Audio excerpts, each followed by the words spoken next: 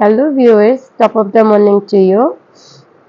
আজকে সকাল সকাল চিন্তা করলাম যে কবুতরের মাংস খাবো, ভুনা করব। তাই সেটার জন্য আমি অ্যাকচুয়ালি এটা ফ্রিজ আপ করা ছিল, সেটার জন্য একটু ভিজিয়ে রেখেছিলাম। আর সেটা হালকা একটু ক্লিন করে নিয়েছি। এখন দিয়ে নিয়েছি তেল। তেলের মধ্যে এই মরিচগুলো দিলে খুব সুন্দর একটা ফ্লেভার আসে শুকনো মরিচটা। তাই আমি এটা অয়েলের মধ্যে ৪ থেকে ৫ টা মরিচ দিয়ে নিয়েছি। আফটার দেন পেঁয়াজ, রসুন, আদা, তারপর তেজপাতা, এলাচ, দারচিনি এগুলো সবকিছুই দিয়ে নিয়েছি। তারপরে দিয়ে দিয়েছি মশলাগুলো। যেহেতু মরিচের পরিমাণ বরাবরের মতোই আমি খুব বেশি খাই, সেটার জন্য আমি শুকনো মরিচের গুঁড়া আর জিরা, ধনিয়া এগুলো সবকিছুই দিয়ে নিয়েছি। তারপর এখানে হালকা একটু বাটা মসলা ইউজ করেছি, ওইটা আমি আগেই ফ্রিজ আপ করে রেখেছিলাম। এখন সবকিছু দিয়ে এটা একটু সিদ্ধ হতে দিলাম, একটু হালকা বয়েল হবে, তারপর আমি মাংসটা ছেড়ে নিব। আর এর মধ্যে আমি চলে এসেছি, অ্যাকচুয়ালি এই পন্ডটা আমাদের রুফটপেই ছিল আর নিয়ে আসছি এখন, কারণ হচ্ছে কিছু প্রবলেম ছিল। এখান থেকে কিছু মাছ অ্যাকচুয়ালি আমাদের যারা ভাড়াটিয়া আছেন তাদের কেউ হয়তো নিয়েছেন, অথবা অন্য কোনো ইস্যুজও হতে পারে। এখানে অ্যাকচুয়ালি কিছু মাছ চুরি হয়ে গেছে, সেটা দেখে আমার খুব মন খারাপ হয়েছে, তাই এটা বাড়ির ভিতরেই নিয়ে এসেছি। আর এখানে আমি দেখতে পাচ্ছিলাম যে আসলে এরপরে কখন হচ্ছে মাছের বেবি হবে।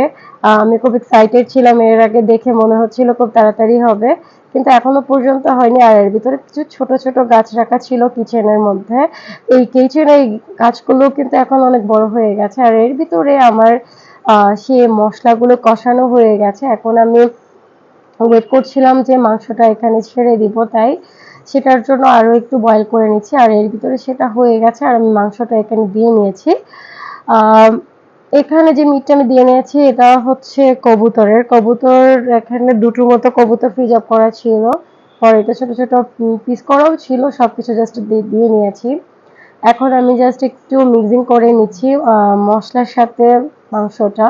আর এটা যেহেতু ভুনা করব, এখানে আমি কোনো আলু টালু ইউজ করিনি। আর এখন পটেটোর যে অবস্থা, যেহেতু হচ্ছে এখন অলরেডি অলমোস্ট উইন্টারের কাছাকাছি চলে আসছে, সেটার জন্য আলুগুলোর মধ্যে গাছ হওয়া শুরু করে দিয়েছে। আর এমনটা হলে আলুগুলো খেতে খুব মিষ্টি হয়, আমার তো মিষ্টি একেবারে পছন্দ না কোনো কিছুর ক্ষেত্রে, তাই আমি দিইনি। আর এখন হচ্ছে আমি আহ, ওই মিটটা দিয়ে দেওয়ার পর একটু ওয়াটার এড করে নিয়েছি, অল্প একটু, বেশি অ্যাড করলে কিন্তু এটার মজাটা একেবারে চলে যায়। যেহেতু হচ্ছে কবুতর খুব ছোট, সেটার জন্য আমি এখানে পানির পরিমাণটা খুব অল্প দিয়েছি। আর এটার জন্য আমি বয়েল হওয়া পর্যন্ত একটু ওয়েট করছিলাম, জাস্ট 5 to 10 মিনিটস বা এরকম বয়েল হওয়ার পরে আমি একদম টেম্পারেচারটা কমিয়ে দিয়েছি। দেখা যাচ্ছে আমি 500 ডিগ্রি সেন্টিগ্রেডে নিয়ে আসছি এটা। এখন হচ্ছে এই এর ভিতরে একটু হালকা বয়েল করে নিচ্ছি, কারণ এভাবে করলে খুব মজা হয়। আর 200-এ করলে হচ্ছে এটা খুব সুন্দর একটা লেয়ার তৈরি করে, সেজন্য 200-এ দিয়ে আরো কিছুক্ষণ বয়েল করে নিচ্ছি। এর ভিতরে যখন আমি ভিডিওটা ক্যাপচার করছিলাম, এটা আমার কাছে খুব ভালো লেগেছে। So guys, that's all. So